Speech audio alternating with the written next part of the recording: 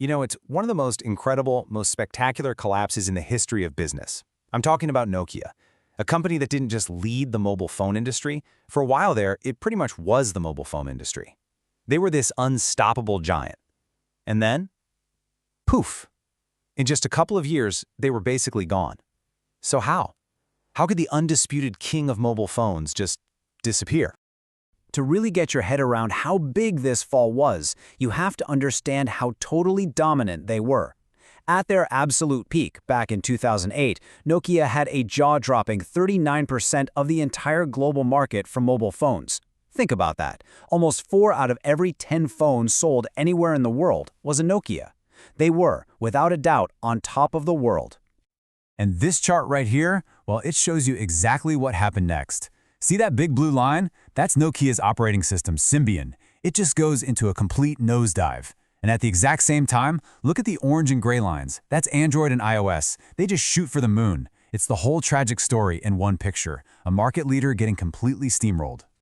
So yeah, that is the big question, isn't it? This wasn't some slow, gentle decline. This was a free fall, and it was caused by a whole series of really critical choices they made about their tech and, maybe more importantly, about their organization. So let's dig in. Let's look at the clues and figure out what was really going on inside Nokia. Okay, our first major clue. It's found in the very software that made Nokia so successful in the first place, the Symbian operating system. For years, it was their greatest weapon, but pretty soon, it became a trap that they just couldn't escape from. To really get the Symbian problem, you gotta understand this idea called path dependence. It's a fancy term, but the idea is simple. The choices you've made in the past can seriously limit your options in the future. Nokia had poured so much time, money, and energy into Symbian that when the iPhone showed up and revealed this whole new way of doing things, Nokia was just stuck. They were stuck on the old road they had spent decades building. And this created a massive, massive battle inside the company. On one side, you had people who wanted to stick with what made Nokia rich, a low-cost strategy.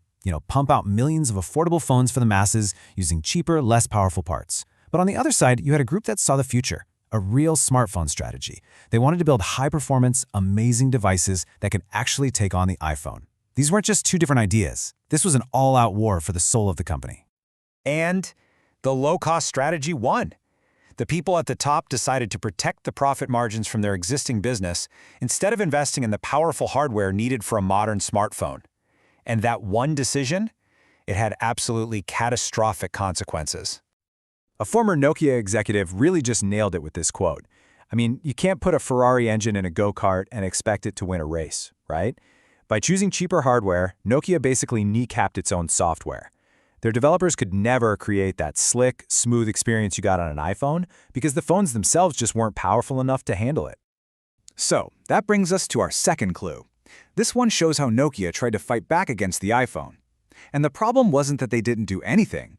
It's that they tried to do everything all at once, which just created total chaos. Instead of getting the whole company behind one single, focused iPhone killer project, Nokia's response was basically to panic. They started throwing money and engineers at dozens of different ideas.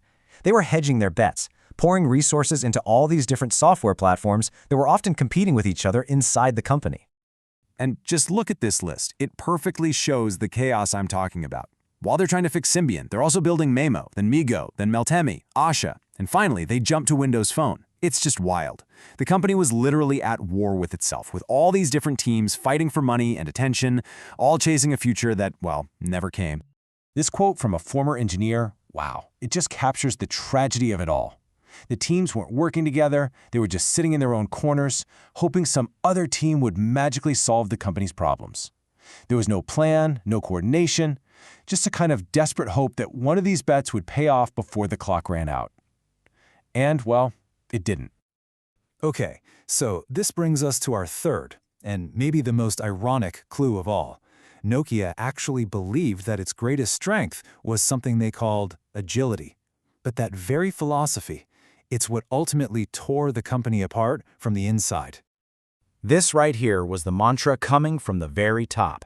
The company's whole identity was built around this idea of strategic agility, the ability to pivot and change direction really fast, to keep things in a constant state of flux. They honestly believed that being fast was more important than having the right long-term vision. Now, on the surface, that sounds like a great modern business strategy, right? Be nimble, be quick. But this obsession with constant change, with being agile just for the sake of it, it had a really toxic side effect. And here is the great paradox. The quest to be fast actually made them incredibly slow. All the constant reorganizations created so much internal competition that nobody even knew what the real strategy was anymore. Decision-making just ground to a halt because different parts of the company were too busy fighting each other for survival. And you can literally see the symptoms of this chaos in their big decisions. They got rid of their team that was supposed to be thinking about the future of technology. They kicked the chief technology officer out of the top leadership group. The whole company was just constantly being reorganized. Agility had become pure chaos. So, what's the final verdict here? When you put all of these clues together, a really clear picture of this historic failure starts to emerge. See, in the end, there wasn't one single person to blame, and there wasn't one silver bullet mistake that killed Nokia.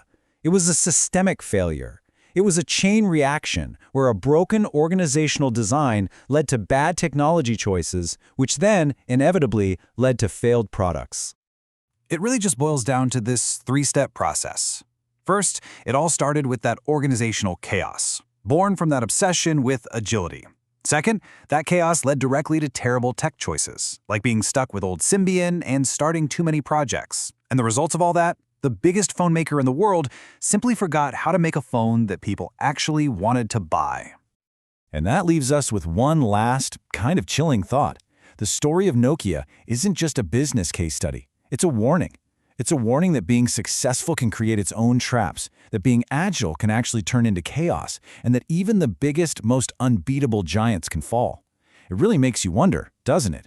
Which of today's dominant tech companies might be walking down that very same path?